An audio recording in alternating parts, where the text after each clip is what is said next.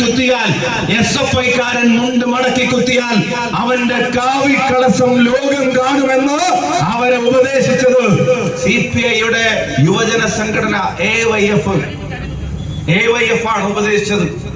അപ്പൊ അവര് തിരിച്ചു പറഞ്ഞു AIYF എന്ന് പറഞ്ഞാൽ ഓൾ ഇന്ത്യ യൂത്ത് ഫെഡറേഷൻ അല്ല, ആളില്ലാത്ത യൂത്ത് ഫെഡറേഷൻ ആണ് എന്നുള്ളതാണ് SFI കാര് തിരിച്ചു ഉപദേശിച്ചത്. നിങ്ങൾ ആലോചിച്ച് നോക്കുക, PM ശ്രീ കരാറിൽ ഇരുചെവി അറിയാതെ കേരളത്തിന്റെ മുഖ്യമന്ത്രി ഒപ്പിടുന്നു, മുഖ്യമന്ത്രി നിർദ്ദേശം കൊടുക്കുന്നു, വിദ്യാഭ്യാസ വകുപ്പ് ഒപ്പിടുന്നു. ഇരുചെവി അറിയാതെ കേരളത്തിന്റെ വിദ്യാഭ്യാസ വകുപ്പ് മന്ത്രി അതിന് നേതൃത്വം നൽകുന്നു.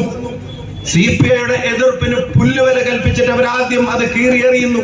എന്നിട്ട് ഫണ്ടാണ് കാരണം എന്ന് പറയുന്നു. പക്ഷെ കേരളത്തിന് മനസ്സിലായി ഫണ്ടിനും അപ്പുറത്തേക്ക് ഇപ്പൊ വിവരാവകാശം ചോദിക്കുന്നുണ്ട്. കേന്ദ്രം തടഞ്ഞ ഫണ്ട് എത്രയാ? അതിന് ഒളിച്ചു കളിക്കുന്ന മറുപടിയാണ് ഗവൺമെന്റ് കൊടുക്കുന്നത്. ഫണ്ടിനും അപ്പുറത്തേക്കുള്ള ഡീലിങ്സ് ആണ്. നമ്മൾ പാലക്കാട്ടെ തെരഞ്ഞെടുപ്പിൽ CJP എന്ന് പറഞ്ഞത് കേരളത്തിൽ ഇപ്പൊ പ്രാവർത്തികമാക്കാൻ ശ്രമിക്കുന്നു. BJPയും CPMഉം വല്ലാണ്ട് അടുക്കുന്ന ഒരു കാലത്ത് ആ പാർട്ടിയുടെ പ്രവർത്തകർ അറിയാൻ രണ്ട് കാര്യങ്ങൾ കൂടെ നിങ്ങളുടെ ശ്രദ്ധയിൽ കൊണ്ടുവരാൻ ആഗ്രഹിക്കുന്നു. മാഹി ഇരട്ടക്കൊലക്കേസ് ഓർമ്മയല്ലേ? PK മാഹി ഇരട്ടക്കൊലക്കേസ്, 2 CPMകാരെ കൊന്നു, അല്ല 2 RSSകാരെ കൊന്നു. അതിലെ പ്രതികളായ CPMകാരെ വെറുതെ വിടുന്നു. ഒഴിയൻ പ്രേമൻ വധക്കേസ്, CPMകാരനായ നേതാവ് കൊല്ലപ്പെട്ടു. അതിലെ പ്രതികളായ BJPക്കാരെയും വെറുതെ വിടുന്നു. അതിന്റെ കാരണം കോടതി പറഞ്ഞത് പ്രോസിക്യൂഷൻ വാദങ്ങൾ ദുർബലമാണ്, പാർട്ടി സാക്ഷികൾ കൊടുക്കുന്ന മൊഴികൾ ദുർബലമാണ്. അപ്പൊ പരസ്പരം കൊല്ലാൻ ആഹ്വാനം ചെയ്തിട്ട് കൊല്ലപ്പെട്ടവന്റെ കുടുംബത്തിന് നഷ്ടം, കൊന്നവനെ വെറുതെ വിടാൻ 2 പാർട്ടികളും തമ്മിലുള്ള അന്തർധാര അത് പരസ്യമായ ബാന്ധവമായി മാറുന്നു. പള്ളിക്കര തോൽപ്പിക്കാൻ പോകുന്നത്, കേരളം തോൽപ്പിക്കാൻ പോകുന്നത് CPMനെയും BJPയും ഒറ്റക്കൊറ്റക്ക് മാത്രമായിരിക്കില്ല, ഇവരുടെ അവഹിത ബന്ധത്തെ കൂടി ആയിരിക്കും ഈ തെരഞ്ഞെടുപ്പിൽ തോൽപ്പിക്കാൻ പോകുന്നത് എന്ന കാര്യത്തിന് സംശയം വേണ്ട. അവരുടെ പാർട്ടിയുടെ പ്രവർത്തകർക്ക് ന്യായീകരിക്കാൻ കഴിയൂ. പറഞ്ഞോ വരെ ചിലപ്പോ നമുക്കായിരിക്കും വോട്ട് ചെയ്തിട്ടുണ്ടാവുക എന്നുള്ളത് വോട്ടെടുത്തപ്പോഴാണ് മനസ്സിലായത്. അവരുടെ ലീഡ് 450-ൽ നിന്ന് 1 മാറി. ആര് വോട്ട് ചെയ്യാതിരിക്കുന്നു വിചാരിച്ചിട്ട് ചോദിക്കാതിരിക്കണ്ട. അവരുടെയൊക്കെ ഉള്ളിന്റെ ഉള്ളിൽ അവർക്കും അറിയാലോ ഈ പഞ്ചായത്തിൽ 30 വർഷമായിട്ട് എന്താ നടക്കുന്നത്. അവർക്കും അറിയാലോ ഈ പഞ്ചായത്തിലെ അടുത്ത തലമുറ ആഗ്രഹിക്കുന്ന വികസന പ്രവർത്തനങ്ങൾക്ക് ഒരു മാറ്റം ഉണ്ടാവണം. അവർക്കും അറിയാലോ BJP അജണ്ടക്ക് ഇവർ കീഴ്പ്പെടുന്നതിന്റെ പേരിലാണ് TP രാമകൃഷ്ണൻ എന്ന LDF കൺവീനർ അറിയാതെ, ഒരു മുൻ മന്ത്രി അറിയാതെ ഇവിടെ മോഡിയുടെ നിയമത്തിന് ചട്ടങ്ങൾ ഉണ്ടാക്കി കാത്തിരിക്കുന്ന സംസ്ഥാനമായി ഈ കേരളം മാറിയത് എന്നുള്ളത് അവർക്കും അറിയാലോ. അതുകൊണ്ട് അങ്ങനെ ചിന്തിക്കുന്ന ആളുകൾ നമുക്കിടയിൽ ഉണ്ടാവും. അത് ശബരിമലയിലും ഉണ്ടാവും.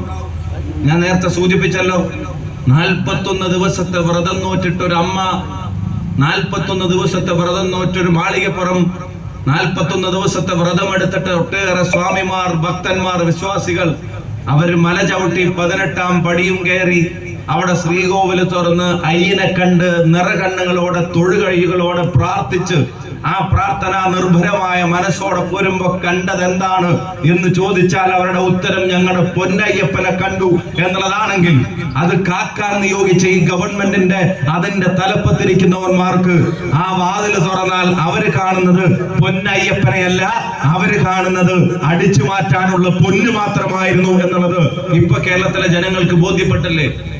ആർക്കെങ്കിലും ഇനി സംശയം പറയാനുണ്ടോ? ഏതോ ഒരു പോറ്റി ഒറ്റക്ക് നടത്തിയ തട്ടിപ്പാണോ? അല്ല. ഏതോ ഒരു മുരാരി ബാബുവിന്റെ കൂട്ടോടെ പോറ്റി നടത്തിയ തട്ടിപ്പാണോ? അതുമല്ല. തിരുവാഭരണ കമ്മീഷണറായിരുന്ന CPMന്റെ സന്തത സഹചാരിയായ N വാസു ആ പദവിയിൽ ഇരുന്ന് നടത്തിയ തട്ടിപ്പ് മാത്രമാണോ? അതുമല്ല. ഇപ്പൊ ആരാ ഒടുവിൽ അറസ്റ്റ് ചെയ്യപ്പെട്ടിരിക്കുന്നത്? അവസാനം അറസ്റ്റ് ചെയ്യപ്പെട്ടിരിക്കുന്നത് പഴയ DYFയുടെ സംസ്ഥാന വൈസ് പ്രസിഡന്റ്. അവസാനം അറസ്റ്റ് ചെയ്യപ്പെട്ടിരിക്കുന്നത് പഴയ ഏരിയ കമ്മിറ്റിയുടെ സെക്രട്ടറി.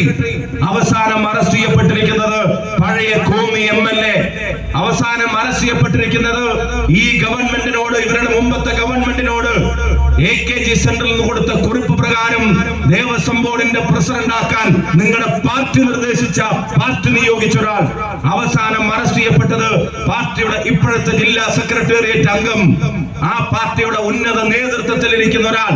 അയ്യന്റെ സ്വത്ത് കട്ടതിന്റെ പേരിൽ കോടതിയുടെ മേൽനോട്ടത്തിൽ വന്ന SITയുടെ അന്വേഷണത്തിന്റെ ഭാഗമായി തുറങ്കലിൽ അടക്കപ്പെട്ടിട്ട് ഞാൻ ആവർത്തിച്ച് പറയുന്നു, ജയിലിൽ അടക്കപ്പെട്ടിട്ട് ഞാൻ നിങ്ങളോട് സംസാരിക്കുന്ന ഈ സെക്കൻഡ് വരെ അദ്ദേഹത്തെ പാർട്ടി പദവിയിൽ നിന്ന് നീക്കാൻ പോലും CPIM തയ്യാറായിട്ടില്ല എന്ന് പറയുമ്പോൾ അതിന്റെ അർത്ഥം കട്ടവരിലും മുഖ്യവരിലും ഈ സർക്കാരിന്റെ പ്രതിനിധികളും ഉണ്ട്. മൗനം പാലിക്കുന്ന മന്ത്രിമാർ അവർ സംശയത്തിന് അതീതരല്ല. അതിന്റെയും തലപ്പത്തിരിക്കുന്ന മുതലാളിയുടെ മൗനവും നിങ്ങൾക്കറിയാം. ഈ പറയുന്ന നെക്സസിന്റെ ഭാഗമായിട്ട് നിൽക്കുകയാണ്. അല്ലെങ്കിൽ ഈ ശബരിമലയിൽ പോയി കക്കാനൊക്കെ തോന്നുന്ന ഇവരുടെ മനസ്സ് എന്തായിരിക്കും ഞാൻ ആലോചിക്കുക. അവിടെ പോയി കക്കാൻ ആലോചിക്കുന്നത്. ഇപ്പൊ ഉള്ള അറസ്റ്റിലായ ദേവസ്വം ബോർഡിന്റെ പ്രസിഡന്റ് മാത്രമല്ല. അണ്ണ എവിടുക്ക ഒന്ന് മുറുക്കി പിടിച്ചെന്ന് ചോദിച്ചിട്ട് വിട്ടാ മതി. പള്ളിപ്പെട്ട് ആരൊരാൾ ഒപ്പം പോയിക്കോ കൂട്ടിക്കൊണ്ടിരുന്നേ. അപ്പോ ഇത് നിങ്ങൾ ആലോചിച്ച് നോക്കുക. അവിടെ പോയി കക്കാനുള്ള ഒരു മനസ്സ് അതെന്തായിരിക്കും? എങ്ങനെയാ ഒരു സാധാരണ സഖാവ് വീട്ടിലുള്ളവരോട് ഇത് ന്യായീകരിക്കുക? എന്നാലും കേട്ടാ, എന്തിനാ നിങ്ങൾ അയ്യപ്പന്റെ സ്വത്ത് കട്ടത് എന്ന് വീട്ടിൽ നിന്ന് ചോദിച്ചാൽ നമ്മളോട് ആക്രോശമൊക്കെ ആവാം. വീട്ടിൽ നിന്ന് ചോദിച്ചാൽ എന്താ പറയുക? പോളണ്ടിനെ പറ്റി മിണ്ടരുതെന്ന് പറഞ്ഞ പോലെ ശബരിമലയെ പറ്റി മിണ്ടരുതെന്ന് വീട്ടിൽ പറയാൻ പറ്റൂ? ഒരാൾക്കും ന്യായീകരിക്കാൻ കഴിയാത്ത കാര്യങ്ങളാണ് നടന്നുകൊണ്ടിരിക്കുന്നത്. അതുകൊണ്ട് ഇത് ജനങ്ങൾ പ്രതികരിക്കാൻ കാത്തിരിക്കുന്ന ഒരു തെരഞ്ഞെടുപ്പാണ്. ആ പ്രതികരണങ്ങളുടെ ഉത്തരവാദിത്വം UDF-നുണ്ട്. ആ ഓരോ വീട്ടിലും ചെല്ലുമ്പോൾ ഒരു കാര്യം കൂടെ ഞാൻ ഓർമ്മപ്പെടുത്തുകയാണ്. ഞാൻ പ്രിയപ്പെട്ട മുഴുവൻ സ്ഥാനാർത്ഥികളെയും ഓർമ്മപ്പെടുത്തുന്നു. SIR എന്ന് പറയുന്ന ഒരു വലിയ വിപത്ത്. ലക്ഷക്കണക്കിന് ആളുകളുടെ രേഖകളുമായി ബന്ധപ്പെട്ട പ്രയാസങ്ങൾ ഉണ്ടാകുമെന്ന് ഇതിനകം തന്നെ മാധ്യമങ്ങൾ റിപ്പോർട്ട് ചെയ്തിരിക്കുന്നു. 2002 ബേസ് ഡോക്യുമെന്റ്. അപ്പൊ 2004 വോട്ട് ചെയ്ത ഒരാൾക്ക് 5 തദ്ദേശ സ്ഥാപനങ്ങളിലേക്ക് വോട്ട് ചെയ്ത ഒരാൾക്ക് 6 നിയമസഭയിലേക്ക് വോട്ട് ചെയ്ത ഒരാൾക്ക് 9 പാർലമെന്റ്, 10 പഞ്ചായത്ത്, 11 നിയമസഭ, 14 പാർലമെന്റ്, 15 ലോക്കൽ ബോഡി, 16 നിയമസഭ, 19 പാർലമെന്റ്, 20 പഞ്ചായത്ത്, 21 നിയമസഭ, 24 പാർലമെന്റ്. ഇതിലൊക്കെ വോട്ട് ചെയ്ത ഒരാൾക്ക് പോലും ഉറപ്പിച്ചു പറയാൻ പറ്റൂല 2002 ഈ പറയുന്ന ബേസ് ഡോക്യുമെന്റിൽ വോട്ടുണ്ട് എന്നുള്ളത്. ഈ കാലഘട്ടത്തിനിടക്ക് വോട്ടർ പട്ടികയിൽ വോട്ട് ചേർത്തിയ അനേകായിരം ലക്ഷക്കണക്കിന് ആളുകൾ അവർക്ക് പറയാൻ കഴിയില്ല 2002 പട്ടികയിൽ തന്നെ വോട്ടുണ്ട് എന്നുള്ളത്. നിരന്തരം ഈ തെരഞ്ഞെടുപ്പിൽ വോട്ട് രേഖപ്പെടുത്തിയ ആളുകൾക്ക് പോലും അവരുടെ വോട്ടുണ്ടെന്ന് ഉറപ്പ് പറയാൻ കഴിയാത്ത ഒരു എക്സസൈസ് ഈ തെരഞ്ഞെടുപ്പിന്റെ കാലത്ത് തന്നെ അടിച്ചേൽപ്പിക്കുന്ന തരത്തിൽ ലോക്കൽ ബോഡി ഇലക്ഷൻ നടക്കുന്നതിന്റെ ഇടയിൽ തന്നെ അത് നടക്കണമെന്നുള്ള അവരുടെ വാശിയുടെ പിന്നിലെ അജണ്ടകൾ പലതാണ്. ആ അജണ്ടകൾക്ക് കൂട്ടുനിൽക്കാൻ ഒരു ജനാധിപത്യ സമൂഹത്തിന് കഴിയില്ല. അതുകൊണ്ട് വീട്ടിൽ പോയി വോട്ട് ചോദിച്ചാൽ രണ്ടാമത്തെ ചോദ്യം കൂടെ നമ്മൾ ചോദിക്കണം. ആ ചോദ്യം മറ്റൊന്നുമല്ല, ആ ചോദ്യം SIR-ന്റെ ഫോം കിട്ടിയോ എന്നുള്ളതാണ്. കിട്ടിയിട്ടില്ലെങ്കിൽ ആ ബൂത്ത് ലെവൽ ഓഫീസറെ വിളിക്കണം. കിട്ടിയിട്ടില്ലെങ്കിൽ അവിടെ കൊണ്ടുവരാൻ പറയണം. കിട്ടിയിട്ടുണ്ടെങ്കിൽ കൊടുക്കാൻ അവർക്ക് എന്തെങ്കിലും ഡോക്യുമെന്ററി പ്രയാസങ്ങൾ ഉണ്ടെങ്കിൽ, ഡോക്യുമെന്റ് ആയിട്ടുള്ള പ്രയാസങ്ങൾ ഉണ്ടെങ്കിൽ അതിനെ സഹായിക്കാനുള്ള ഇടപെടലുകൾ ഉണ്ടാവണം. അത് ഐക്യ ജനാധിപത്യ മുന്നണിയുടെ ഉത്തരവാദിത്തമാണ്. BJP-യുടെയും RSS-ന്റെയും ആ വോട്ട് അവകാശം കവരാനുള്ള അജണ്ടയ്ക്ക് അതിന് പ്രതിരോധമായി നിങ്ങളുടെ വീട്ടുപടിക്കൽ ഐക്യ ജനാധിപത്യ മുന്നണി ഉണ്ടായിരിക്കുമെന്നുള്ളത് ഈ നാട്ടിലെ സാധാരണ ജനങ്ങളെ അറിയിക്കാനും ഞാൻ ഈ അവസരം വിനിയോഗിക്കുന്നു. അതുകൊണ്ട് പ്രിയമുള്ളവരെ, ഇത് ഈ തെരഞ്ഞെടുപ്പിന്റെ അജണ്ടയായി നിങ്ങൾ കാണണം. ഇവിടെ ജില്ലാ പഞ്ചായത്തിലേക്ക് മത്സരിക്കുന്നത് നിങ്ങൾക്ക് എല്ലാവർക്കും അറിയാം.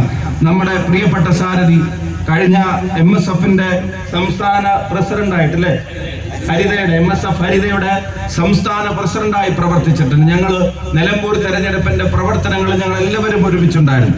ഇപ്പോഴത്തെ നമ്മുടെ ജില്ലാ വൈസ് പ്രസിഡന്റായിട്ട് പ്രവർത്തിക്കുന്നുണ്ട്. അതുപോലെ തന്നെ സംസ്ഥാന വർക്കിംഗ് കമ്മിറ്റിയുടെ മെമ്പറായിട്ട് ഇവിടെ MSF-ന്റെ പ്രവർത്തിക്കുന്നുണ്ട്.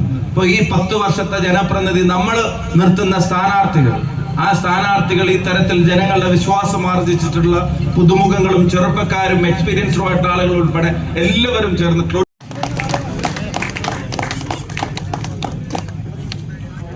മുസ്ലിം ലീഗ് സിന്ദാബാദ്, മുസ്ലിം ലീഗ് സിന്ദാബാദ്.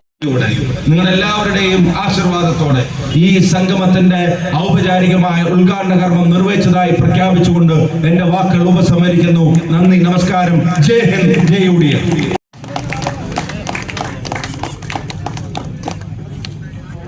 മുസ്ലിം ലീഗ് സിന്ദാബാദ്, മുസ്ലിം ലീഗ് സിന്ദാബാദ്.